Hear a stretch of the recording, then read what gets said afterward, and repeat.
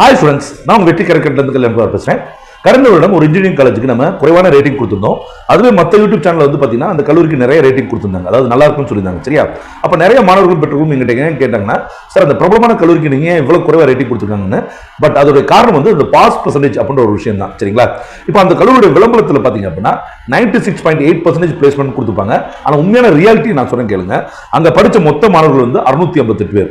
ஆனால் அதில் பேப்பர்லாம் கிளியர் பண்ணி இன்டர்வியூக்கு வந்து எலிஜிபிள் ஆன மாணவர்கள் வெறும் 326 தான். அதாவது 49.6% தான் அந்த காலேஜுடைய பாஸ் பர்சன்டேஜ். சரியா? இந்த 326 பேர்ல 314 பேர் பிளேஸ் ஆயிருக்காங்க. சரியா?